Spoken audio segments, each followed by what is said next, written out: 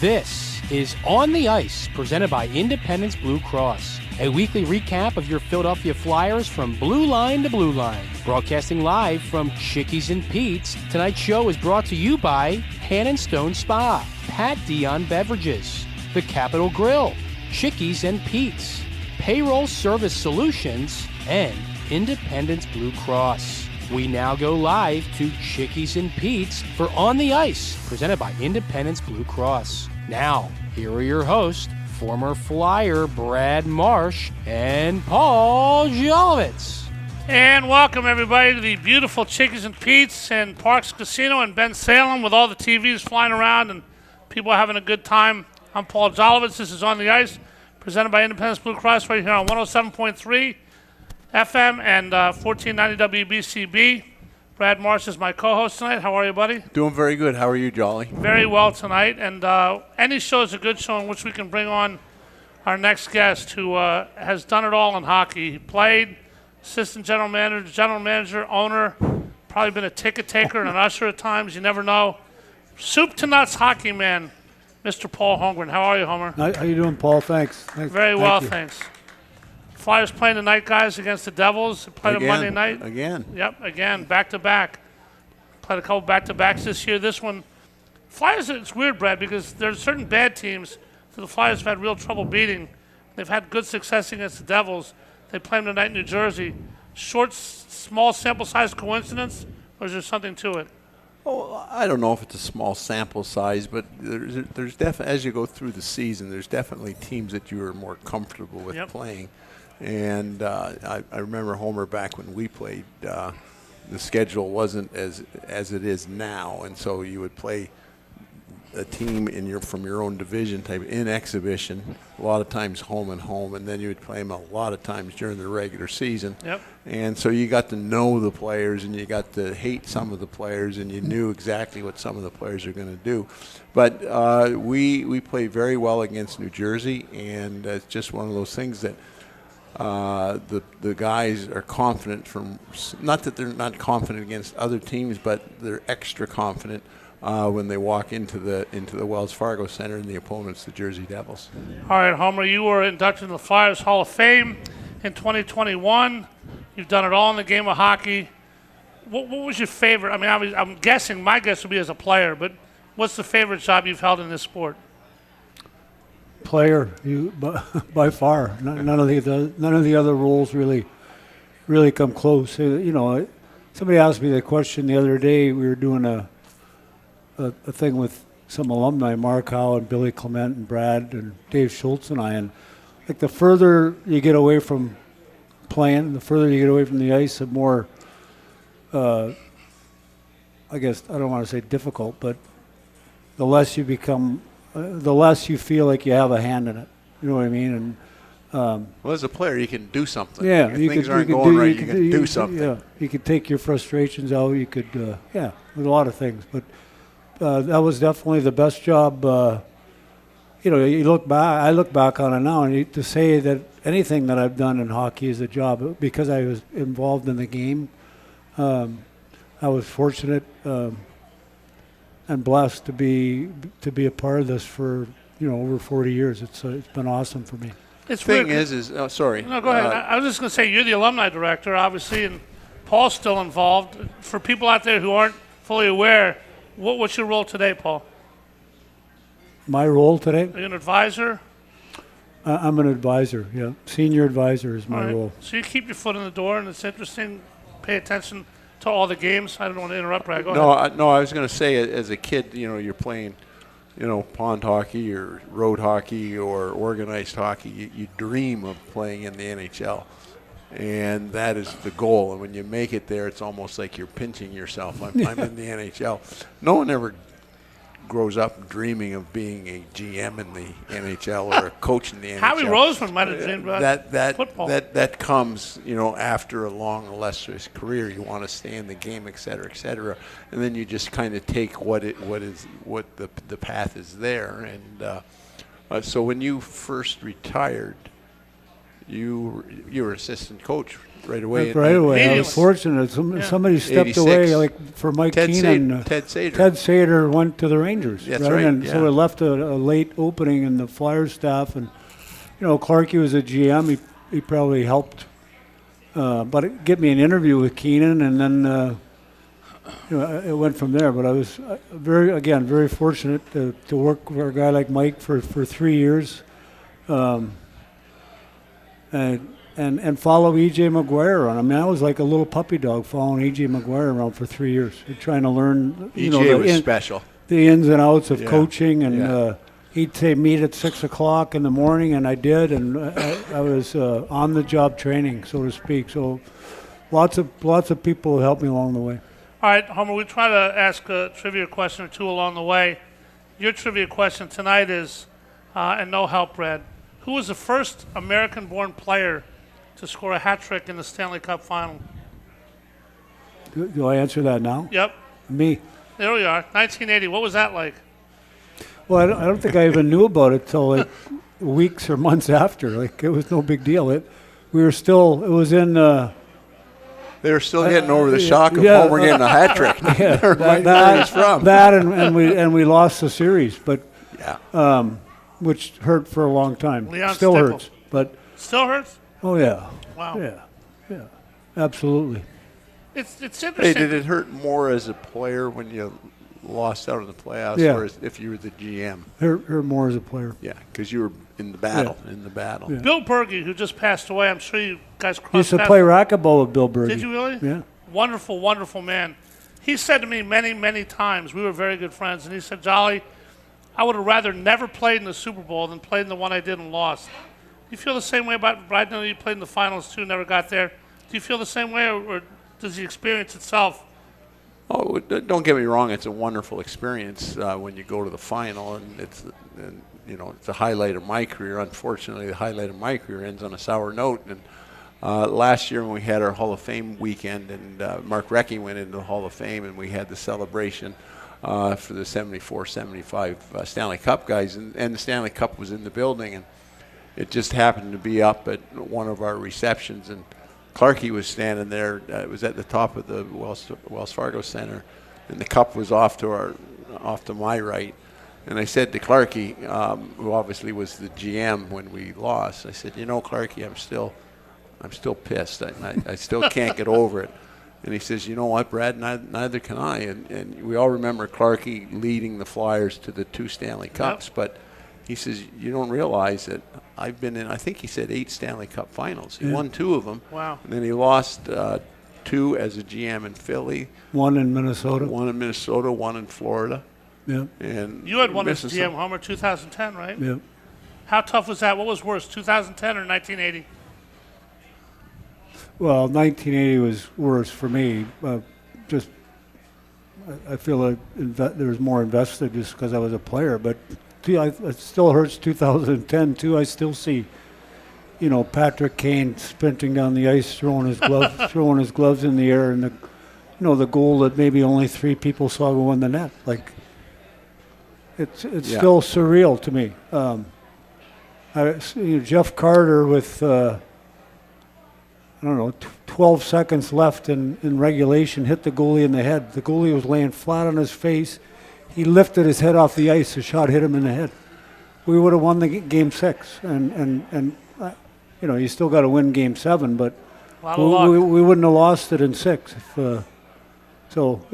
I still have memories of both for sure. All right, Brad, you spent a career trying to take guys like Homer out, and you spent a career, Homer, trying to partially stand in front of the net and put home rebounds and the like.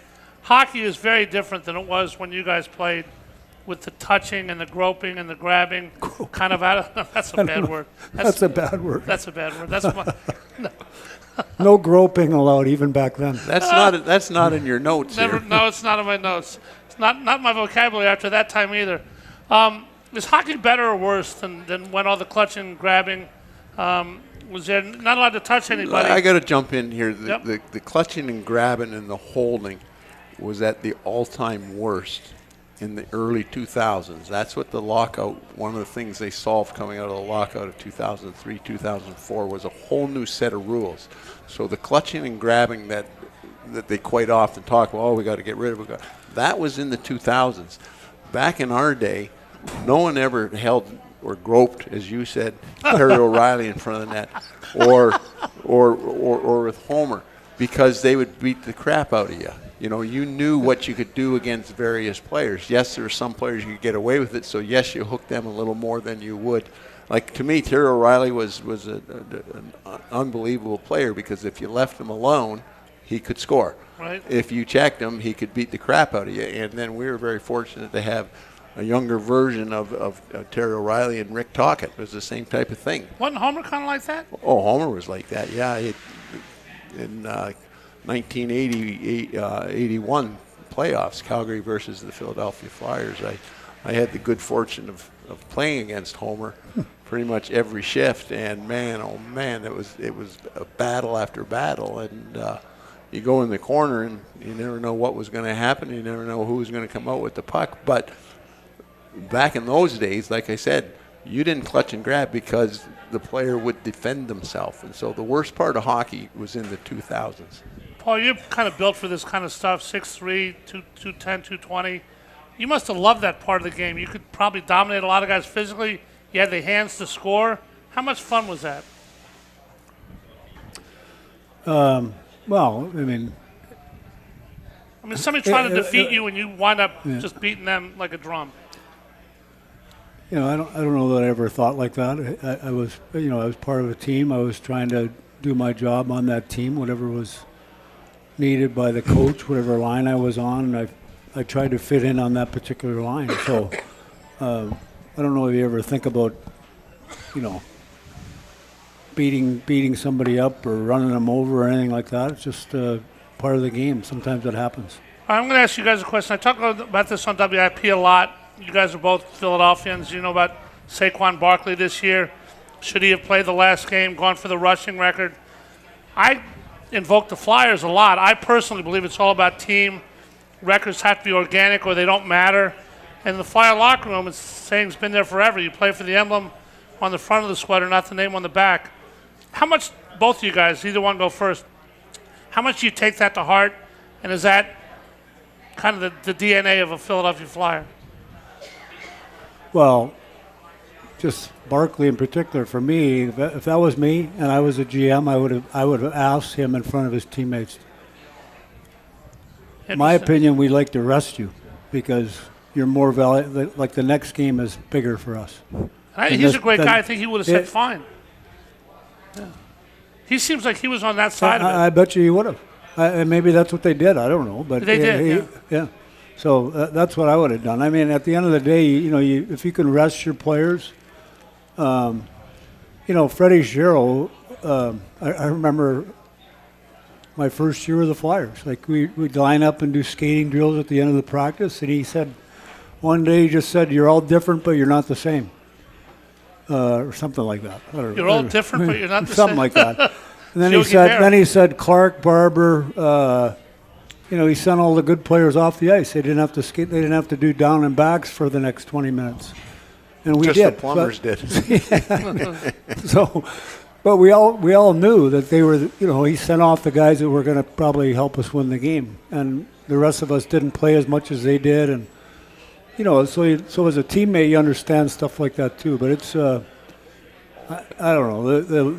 The game is you talk about the game, how it was when Brad and I played, how it is now. Is it better? Is it worse? I don't know. It's just different. It's different. Well, the only thing that I understand the rest, and you just have to see the performance that he's put in the two Eagles playoff games. So they made the right decision. But, absolutely. But he was going after not just a record; it was the all-time record. So I'll reverse that in hockey sense. Like Washington's going to make the playoffs. Are they going to sit Ovechkin, or are they going to let him go for the record? It's a different sport. Well, it's a different sort, but it's still the same question. But that's like 30 games.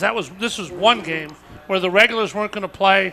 I don't know in hockey. Well, football does that all the time. You pay money for an exhibition game, and you go to the exhibition game, the starters play one down. or one series of plays. I get that. It's ridiculous. It is ridiculous. There's ridiculous things about all sports. Obviously, that's one of them here. But there was a fabric of the same in the first 50 years of the Flyers that you guys were both part of, and I know held near and dear to your heart. If you guys are walking down the street and you're not thinking about this, and somebody comes up and recognizes you, Homer, or you, Brad, and said, what did Ed Snyder mean to the Flyers? What did Ed Snyder mean to you? Homer, how would you answer that? Well, I've had the pleasure of knowing him in a lot of different roles in the organization, and the Flyers family, obviously it begins and ends with him. And as a player, I remember him coming in the room. I mean, when I was GM, I can remember debating or arguing, whatever you want to call it, with him on certain things. But he always said at the end, well, okay, I hope you know what you're doing, or something, something like that. But he was just great. All he cared about his people. He hired people. He put them in the job, and he let them do their job. That doesn't mean he let you do what you wanted. He debated you on things. It was one of his famous quotes. It was on the wall forever until the previous regime took it down. Hire good people and let them do their job. Yeah. And pretty simple, isn't it? Yeah. The thing with Mr. Snyder is, we always hear about players. They play to win, and you hear about a coach. He coaches to win. Well, Mr. Snyder owned the team to win, and he wanted to win every game, and he was up for making any type of change, any type of trade, any type of tweak, if it helped his team win. And a lot of people criticized him for that over the years because, he made some wrong decisions, but he made them in the best interest of the Philadelphia Flyers. All right, that is what Brad and Homer think about Ed Snyder. We'll find out what they think about a lot of other things, including the trade deadline. Flyers are over 500 now. They play the Devils tonight. What should they do? We'll ask the ex-GM. Brad runs the Warriors, the Philadelphia organization, the alumni. We'll talk to him about that. A lot of other Flyer stuff. Talk about speed, team speed, much more here from Chickies and Pete's at Parks and Ben Salem on the ice, presented by Independence Blue Cross. Come on down, say hi, and we're back after this. Stay with us. At Independence Blue Cross, we take care of the people who take care of you. Everyday heroes like firefighters, police officers, teachers, farmers, and healthcare workers. Doctors and hospitals across the region have IBX, and they know what it means to have reliable access to care. So whether you're saving lives or just trying to live a healthier life, count on IBX, the region's #1 health insurer for 85 years. Learn more at IBX.com. Payroll Service Solutions was established in 2001 to cater to the payroll needs of small to medium-sized businesses. Payroll Service Solutions offers unparalleled customer service while they deliver a complete and accurate payroll. When calling Payroll Service Solutions, you will never be put into a voicemail or go through a series of prompts to get to a person. All customer service representatives are extensively trained to handle all of your payroll needs, therefore saving you time. They value each and every one of their clients. No account is too small. Call Payroll Service Solutions today at 1-866-PAY-EASY for a no-obligation review of your payroll needs. That number again is 1-866-PAYEASY. Payroll Service Solutions. Hi, it's Pete from Chickie and Pete's. Wrap up your workday with the all-new Chickies and Pete's Happy Hour with unbeatable specials weekdays from 4 to 6 p.m. Enjoy half-price orders of Chickies medium tender wings, one of our tasty and delicious pizzas, or an order of mouth-watering hot, cold, or fried shrimp. Plus $3 domestic bottled beers, $5 Tito's, and $6 seltzers. It's the all-new Happy Hour weekdays 4 to 6 p.m. only at Chickies and Pete's. Hey BCWSA customers, this is Tommy Green from the 1993 National League champion Phillies. My friends at BCWSA are committed to providing us with safe, reliable water and sewer services. They operate state-of-the-art treatment facilities, provide clean drinking water, and make much-needed investments to protect our environment and ensure a sustainable future. Learn how BCWSA's investments help grow and serve our communities. Visit bcwsa.net. BCWSA, prove it.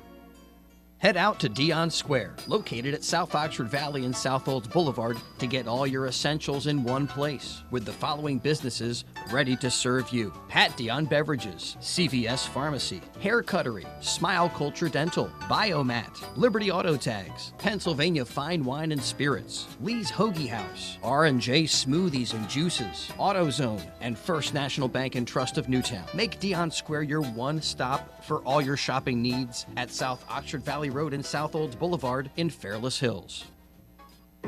At Independence Blue Cross, we take care of the people who take care of you. Everyday heroes like firefighters, police officers, teachers, farmers, and healthcare workers. Doctors and hospitals across the region have IBX, and they know what it means to have reliable access to care. So whether you're saving lives or just trying to live a healthier life, count on IBX, the region's #1 health insurer for 85 years. Learn more at IBX.com. Payroll Service Solutions was established in 2001 to cater to the payroll needs of small to medium-sized businesses. Payroll Service Solutions offers unparalleled customer service while they deliver a complete and accurate payroll. When calling Payroll Service Solutions, you will never be put into a voicemail or go through a series of prompts to get to a person. All customer service representatives are extensively trained to handle all of your payroll needs, therefore saving you time. They value each and every one of their clients. No account is too small. Call Payroll Service Solutions today at 1-866-PAY-EASY for a no-obligation review of your payroll needs. That number again is 1-866-PAYEASY. Payroll Service Solutions.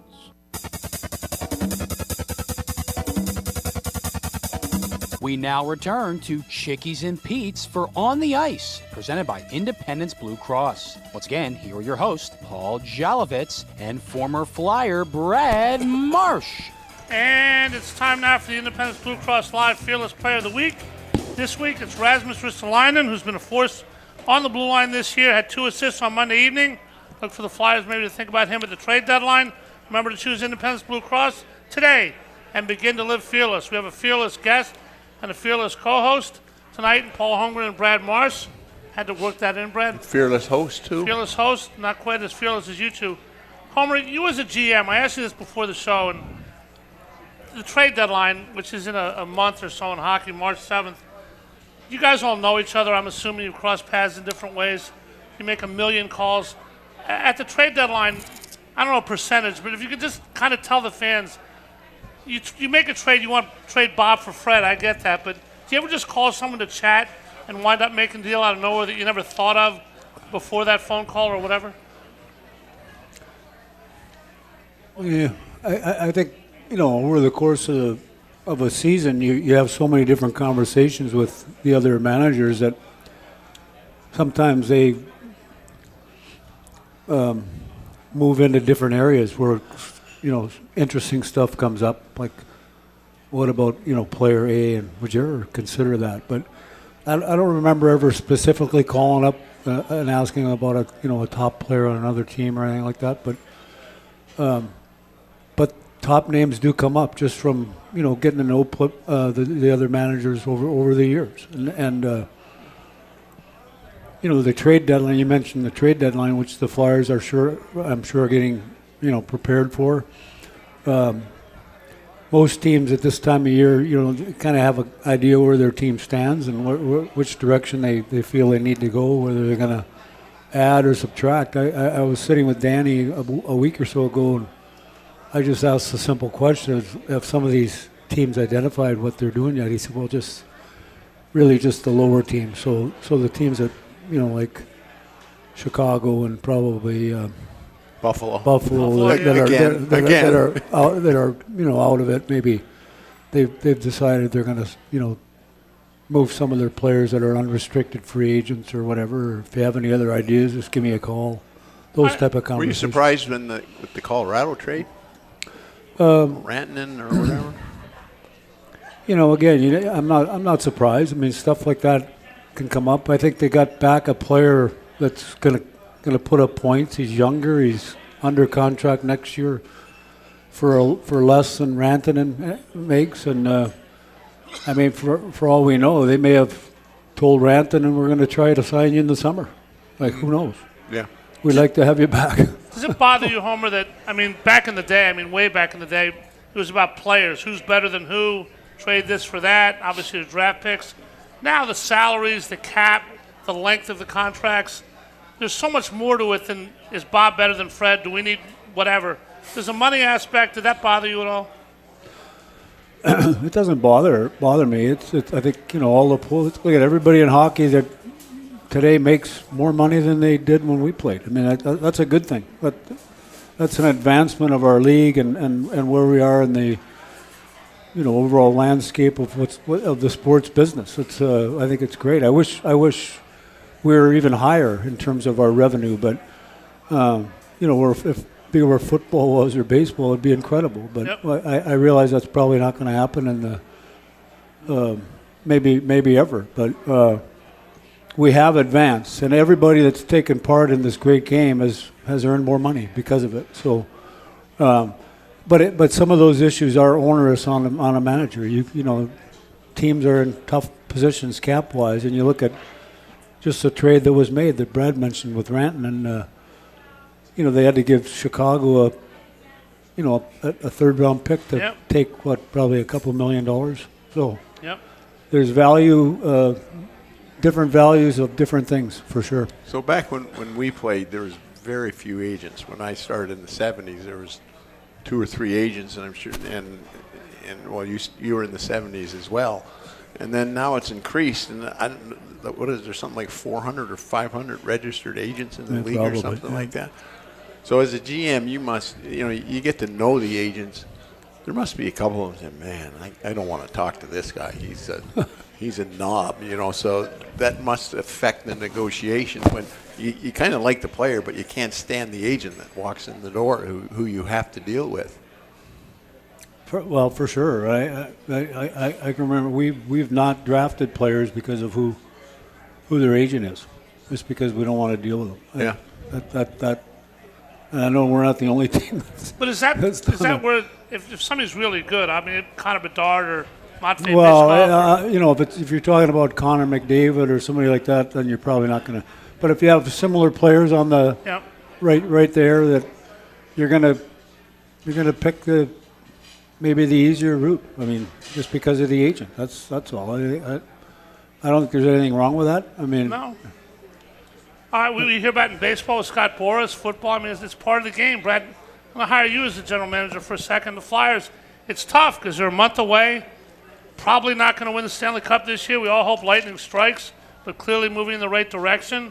Do you buy and give up some of your future, some of the draft picks, and take on more money to become a little bit better and hope that lightning does strike? Do you sell? How do you make that decision? If you're Danny Briere, what are your decision points, and what do you think you'll wind up deciding?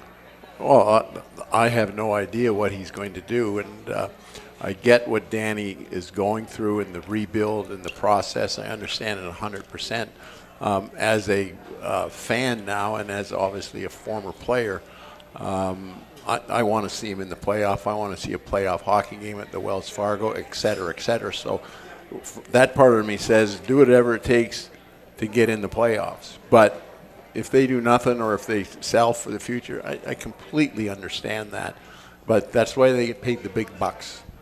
And we can just sit back and cheer the team on.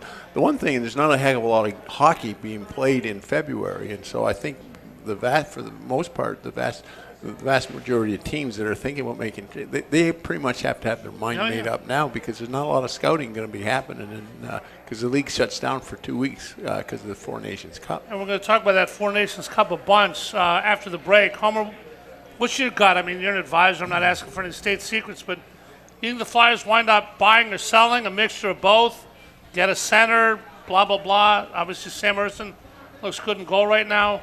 It's a big jigsaw puzzle for Danny and Keith to there is a big jigsaw puzzle, and whatever they do, it will still be with an eye toward the future. So I don't see they're going to be in the business of acquiring a rental for a draft pick. But if there's something they can do where they maybe acquire a player that's a young player, that's a burgeoning player in a young organization. There's a lot of teams that, now some of these top teams are, are looking around for one guy that's going to fit in, that one player that's going to help them get over the top. And doesn't mean it has to be a star player, because not very often are star players traded at this time, but it might be that one guy that just fits into that one hole. And I think the Flyers have a couple guys like that would be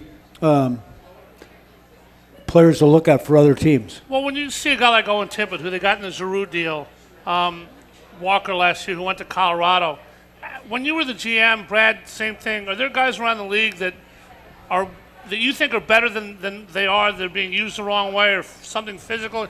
Where you say, I want to get that guy. Their team doesn't know how good he is. I do, and boy, if we got him. Well, I think that's the pro scouts are very, very important to a hockey organization. Yes, I understand the junior draft, but I think and I've never been a scout, I think it's a little easier to go scout the juniors, because you're looking at a 17-year-old kid for the 18-year-old draft. But when you're looking at pros, for whatever reason, Owen Tippett was a good example. He wasn't fitting into a very good Florida lineup. And so the pro scouts saw that, and we were able to pluck him out. And Chuck's hands were tied at that time. Yep. Holy moly. He only wanted to go to one team. Okay, I think he did a pretty darn good job of getting Tippett and a draft pick from Florida. But the pro scouts are valuable, because there's all kinds of players that, for whatever reason, don't make it with the team that they were drafted by. All right, guys, we're going to take a quick break. When we come back, Brad mentioned hockey is going to be away for a couple weeks in February. No All-Star game, but the Four Nations Cup, which should be a lot of fun. We'll talk about that, what it means to the Flyers, a lot more about hockey here at On the Ice, presented by Independence Blue Cross. From Chickies and Pete in Ben Salem, Homer and Brad are going to enjoy some of the great food at Chickies and Pete's. Come on down, have some, and we're back right after this. At Independence Blue Cross, we take care of the people who take care of you. Everyday heroes like firefighters, police officers, teachers, farmers, and healthcare workers. Doctors and hospitals across the region have IBX, and they know what it means to have reliable access to care. So whether you're saving lives or just trying to live a healthier life, count on IBX, the region's #1 health insurer for 85 years. Learn more at IBX.com. Payroll Service Solutions was established in 2001 to cater to the payroll needs of small to medium-sized businesses. Payroll Service Solutions offers unparalleled customer service while they deliver a complete and accurate payroll. When calling Payroll Service Solutions, you will never be put into a voicemail or go through a series of prompts to get to a person. All customer service representatives are extensively trained to handle all of your payroll needs, therefore saving you time. They value each and every one of their clients. No account is too small. Call Payroll Service Solutions today at 1-866-PAY-EASY for a no-obligation review of your payroll needs. That number again is 1-866-PAYEASY. Payroll Service Solutions. Hi, it's Pete from Chickie and Pete's, and we are prouder than ever to partner with the Philadelphia Eagles. Chickie and Pete's has been named the official sports bar of the Philadelphia Eagles, and we continue to serve as the official caterer of both Eagles training camp and the official caterer of the First Trust Bank Club at Lincoln Financial Field. Go where the players go. The official sports bar of the Philadelphia Eagles, Chickies and Pete's. Hi, this is Merrill Reese, and I'm here to announce that the garage is always open. I'm talking about garage beer. Light beer, like it used to be. How refreshing. I believe my good friend Jason Kelsey even described garage beer as beer-flavored beer. There's a guy who knows beer. Find yours at drinkgaragebeer.com. Remember, The garage is always open. At Independence Blue Cross, we take care of the people who take care of you. Everyday heroes like firefighters, police officers, teachers, farmers, and healthcare workers. Doctors and hospitals across the region have IBX, and they know what it means to have reliable access to care. So whether you're saving lives or just trying to live a healthier life, count on IBX, the region's #1 health insurer for 85 years. Learn more at IBX.com.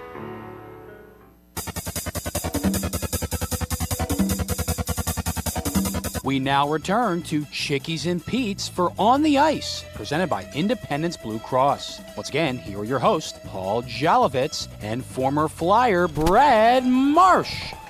Hi, welcome back to On the Ice, presented by Independence Blue Cross. Time now for the Smart Stat of the Week, brought to you by Payroll Service Solutions. Call them today at 1-866-PAY-EASY. That's 1-866-PAY-EASY. Flyers are over 500 in regulation at 23, 22, and 6 after 51 games.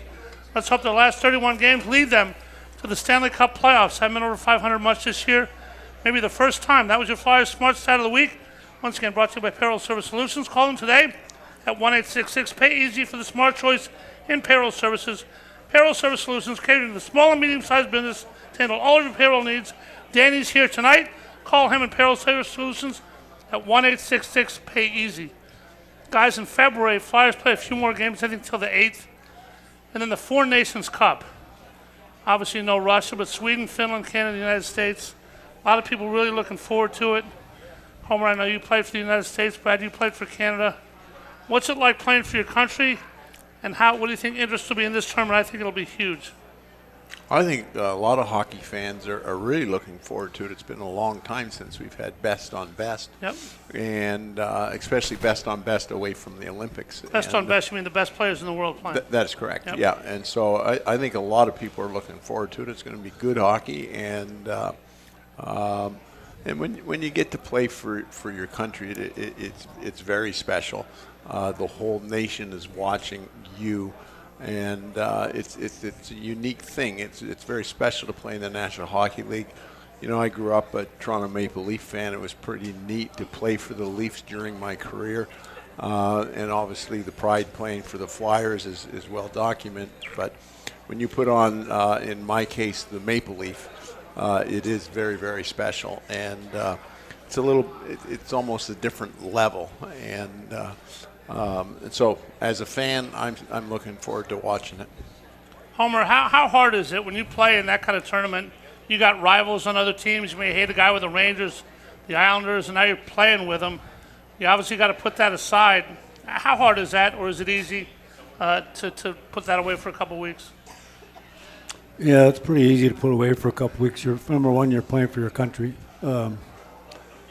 And you're, like Brad said, it's best on best, whether it be the World Cup, the Canada Cup, or whatever it's called over the years. It's the best against the best, and if you have that opportunity to play, you got to put aside petty stuff like that, I think, and just get ready to play. Yep.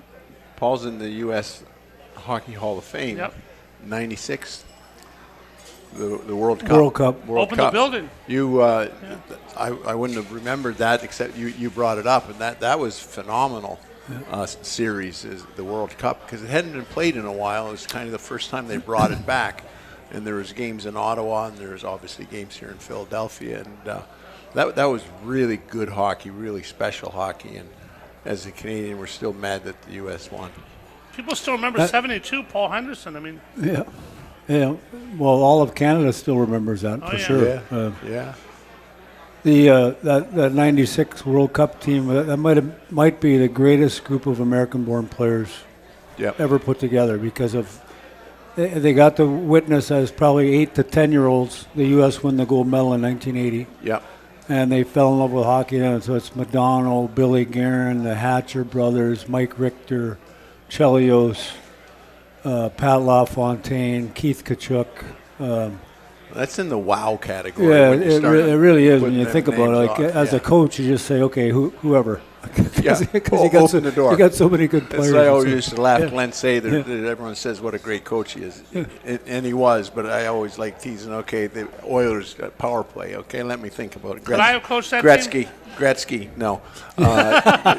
Gretzky, Messier. Yeah. Okay, Curry, you go out on the right side. Anderson, Coffey. Paul Coffey, you're the defenseman. And people always say, Graham Fuhrer, I think he had more points than I did, for heaven's sakes. All he did was stop the dump in behind the net and let Paul Coffey pick it up. He'd go in the end and pass it to Gretzky. It's in the net. All right, guys, Flyers won 4 in a row at home.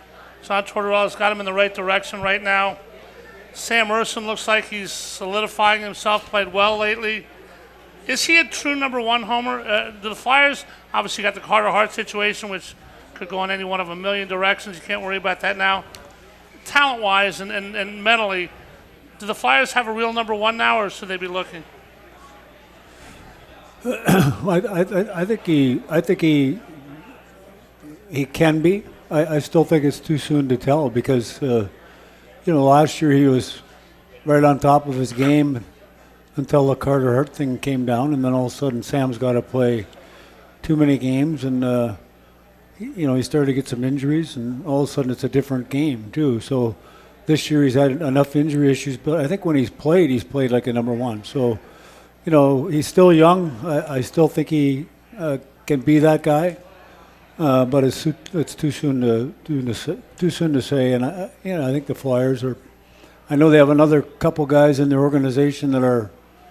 That they're really high on as well. You're talking about the kids, not the two backups now. Kids, the kids are one's in Russia and one's in Western Canada that they're really high on. Yeah, they're hard to find. I think Carter Hart was that guy. It's unfortunate, and I think, as I said, I do think Sam has a chance still to be that guy. But for me, it's too soon to tell. What do you think, Brad? Well, I'll agree with that. It's too soon to tell. When you inherit the number one mantle, you have to have quite a resume in big wins and clutch wins and playoff wins. You just can't have numbers that you can compare against other goalies in the league. You have to have the wins under your belt, and so there's potential there. But I'm with Homer until he takes us to the promised land, and I mean. He takes his team on his back, and all of a sudden we're in the playoffs, et cetera, et cetera. I'll reserve my judgment whether he is a true number one. All right, a lot of question marks about the Flyers, guys. There's two things in sports you can't teach. You can't teach size, you can't teach speed. Anthony Richard, for example, brought up the other night by the Flyers from Lehigh Valley. Quick winger. How important is team speed, Homer? Obviously, the league is becoming faster. The physicality is becoming less by the rules, maybe not by the actual on-the-ice product, but how important is team speed? Well, it's certainly one of the top attributes. I still think hockey sense or hockey smarts, however you want to, is number one. But speed is right up there. If it's not 2 or 3, for sure, it's in the top 5. And the Flyers need to get faster. I think we do have some fast players, but some of the top teams have more faster players and probably more bigger players than the Flyers have. So I think the Flyers need to improve in those two areas. They need to add size and they need to add speed. And probably a little more skill. Okay, yeah. Center iceman for Mitchkov? It's hard to find big centers. That's probably what they need more than anything is a big number one center. But you could probably say that about, at least half the league, maybe 3/4. They don't have a big number one center. So you watched more of training camp than I did, and then whenever I go, I'm watching it as a fan. But you got your hat on there. Lichenko. Does he have a chance to be that number one guy? He does. Yeah. He does. He's, one of the reasons they kept him around early was he was very good away from the puck. Mm-hmm. And you could see he has speed, so he improves the Flyers in a couple areas. He's got great hockey sense, great speed, and he's got some size. He's not like 6'4" like Alexander Barkov size, but he's going to probably fill out to be 6'1", 200 pounds, which they just made him the captain of the junior team, right? Of the Guelph He's the captain of Guelph now. Yeah. Well, I think, what's their Guelph Storm? I was going to say the Platters, but I'm dating myself. You are dating yourself. That was back in the 50s. And there's the Guelph Biltmores. All right, guys, there's a flyer that I've had on this show many times. He's been on with Brad. I love him. Certain guys, A plus B is more than C. Certain guys, it's less. I'm just going to say the name. That's not a question. It's a weird way to ask it, Paul, but I'll just say the name. Tell me what comes to mind for you. Scott Lawton.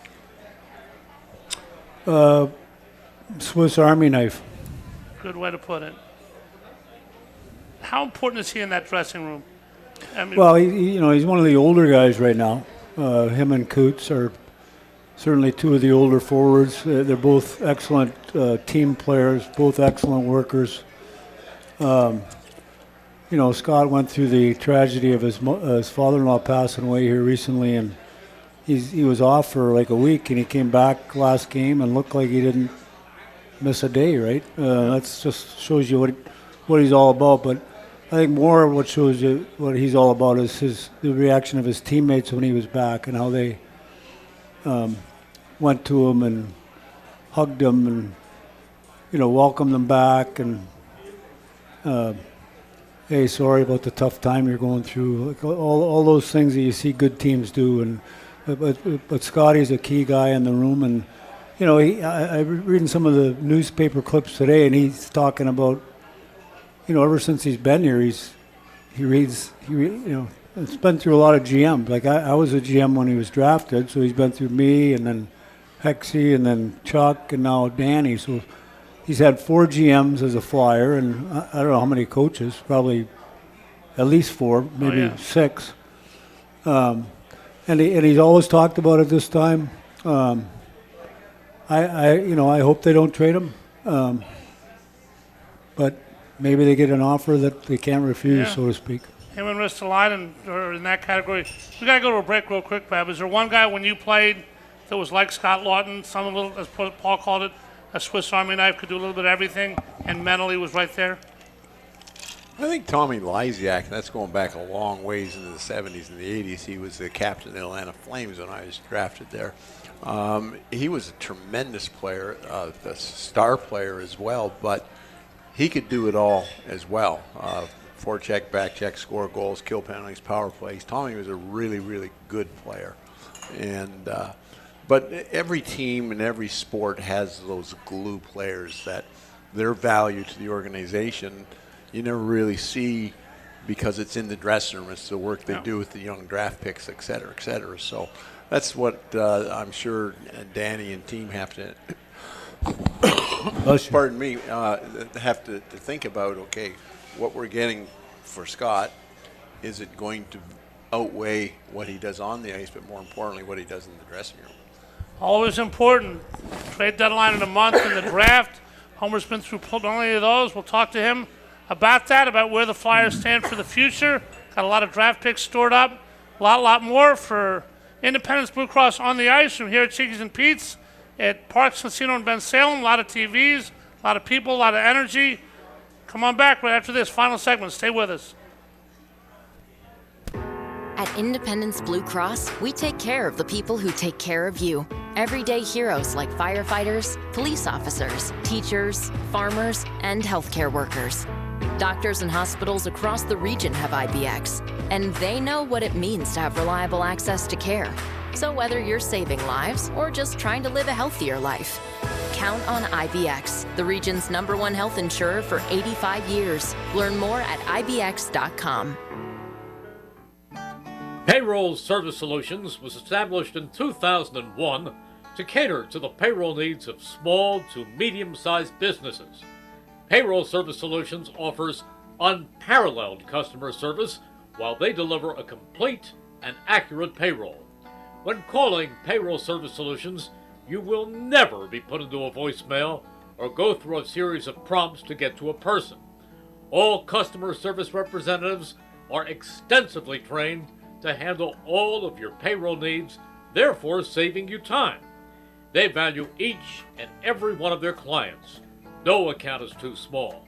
Call Payroll Service Solutions today at 1-866-PAY-EASY for a no-obligation review of your payroll needs. That number again is 1-866-PAYEASY. Payroll Service Solutions. Hi, it's Pete from Chicky and Pete's. Wrap up your workday with the all-new Chickies and Pete's Happy Hour with unbeatable specials weekdays from 4 to 6 p.m. Enjoy half-price orders of Chickies medium tender wings, one of our tasty and delicious pizzas, or an order of mouth-watering hot, cold, or fried shrimp. Plus $3 domestic bottled beers, $5 Tito's, and $6 seltzers. It's the all-new Happy Hour weekdays 4 to 6 p.m. only at Chickies and Pete's.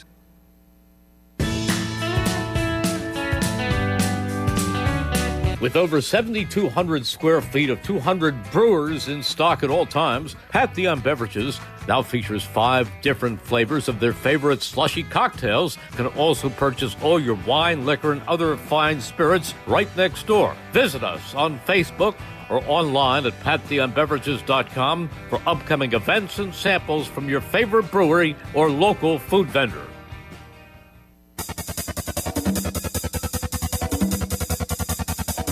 We now return to Chickies and Pete's for On the Ice, presented by Independence Blue Cross. Once again, here are your hosts, Paul Jolovitz and former Flyer Brad Marsh. All righty, final segment from here at Chickies and Pete's at Parks Casino in Ben Salem. A lot of stuff to do here. Obviously, come on down. Lindsay's our server, done a great job tonight. Chickies and Pete's, always fantastic. A Philly institution, and that leads to my next question for both Homer and Brad. Homer, you're from Minnesota, American-born player, obviously. If I had told you when you were 18, obviously a prospect, that your life would be what it was, the game of hockey has given you a lot, you've given the game of hockey a lot, that you'd be a Philadelphian and love this town, your life's worked out pretty good, hasn't it? Oh, I was so fortunate. From the time I was 18, I went to the University of Minnesota, played for Herb Brooks. Then I went to the WHA for 1 year, and then that team folded, and I ended up coming and signing to the Flyers in March of '76. And I was drafted the summer before, and little did I know. And I am so blessed to land with that team that had just won 2 Stanley Cups and had the likes of Bob Clark and Bill Barber and Reggie Leach and Moose DuPont, Tommy Bladen, Bernie Perron. I could go on, Ross Lonsberg, Gary Dornhofer, who I followed around for like a puppy dog for 2 years. So blessed to land with that group of players and learn how to work and learn how to be a good teammate and learn how to go through struggles and victories together. And I get misty-eyed when I think back to those times. So it's been great. Brad, you haven't been in Philly the whole time. You were in Ottawa for a while, but been in the game of hockey. The game of hockey has obviously been a central theme of your life, basically for your whole life. What's it meant to you?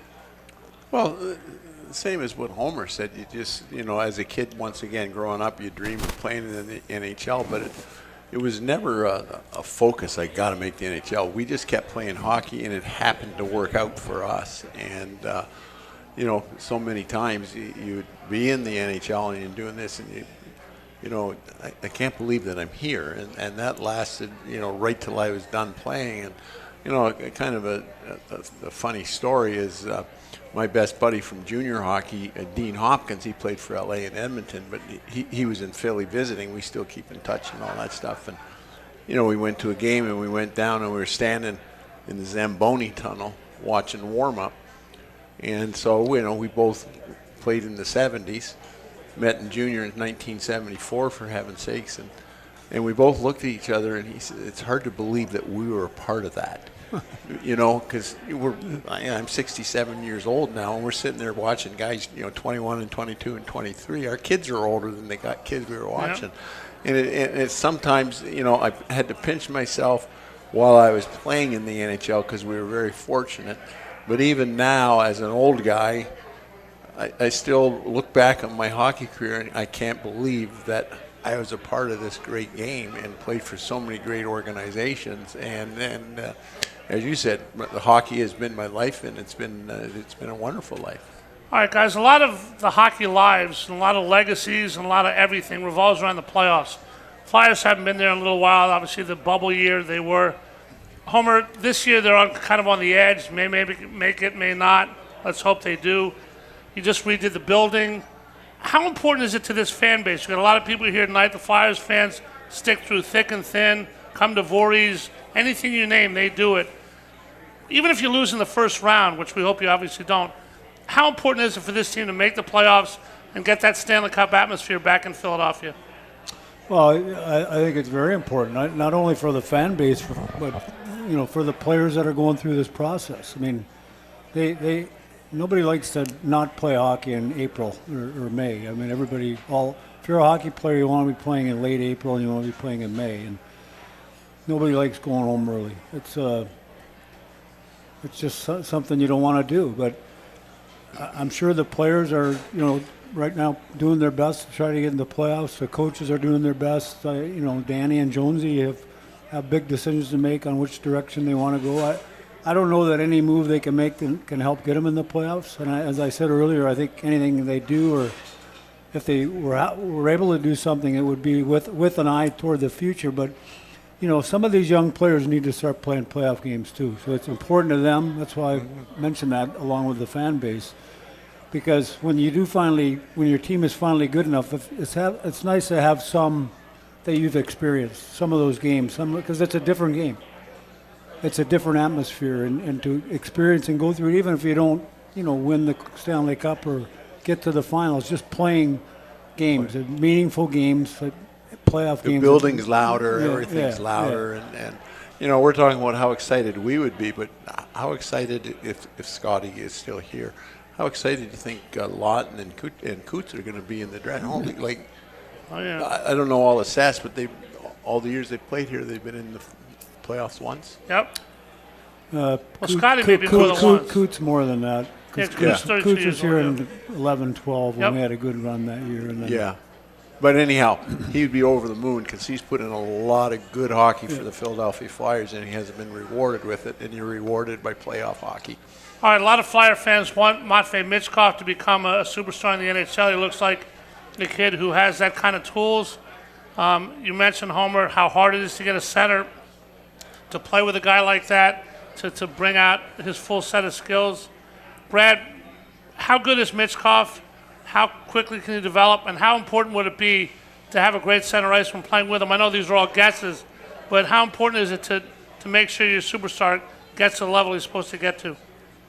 Well, obviously he's good. He's very good, but it's kind of like when we were talking about Urson.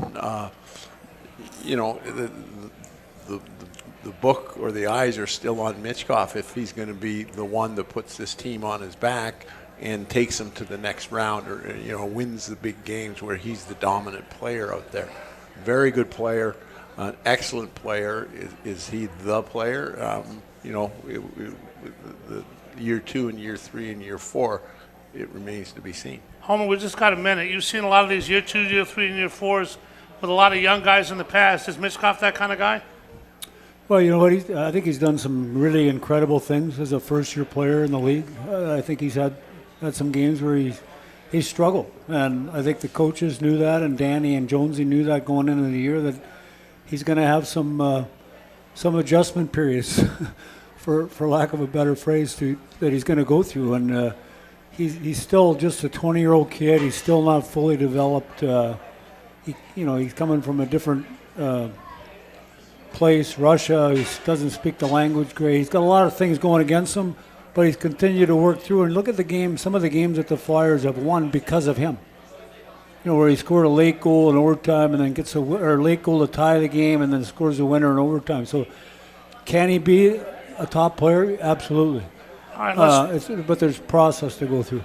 Let's hope he is. That'll be the final word. I mean, we hope the Flyers get there. We hope he helps. There should be a fun ride along the way. Homer, you're one of the great Flyers of all time. You've served every role. It's an honor to have you here, and you've been with a bunch of times. Thank you so much, and continued good luck. Have fun in Avalon this summer. Thank you. Thanks very much, Brad. Let's do it again next week. Mark Howe at Roosevelt Boulevard, Chickies and Pete's. See you back again. See what the Flyers can do this week. Alrighty, look forward to it. There we are. Chris Summer has produced this fine program. Steve Lawler back at the station. Thanks to all the people that came out to Chickies, listening and watching. Really appreciate it. This has been On the Ice, presented by Independence Blue Cross. I'm Paul Jolovitz for Paul Holmgren and Brad Marsh. Have a great week, and go Flyers! You're listening to 1490 WBCB and on your FM dial at 107.3 W297C.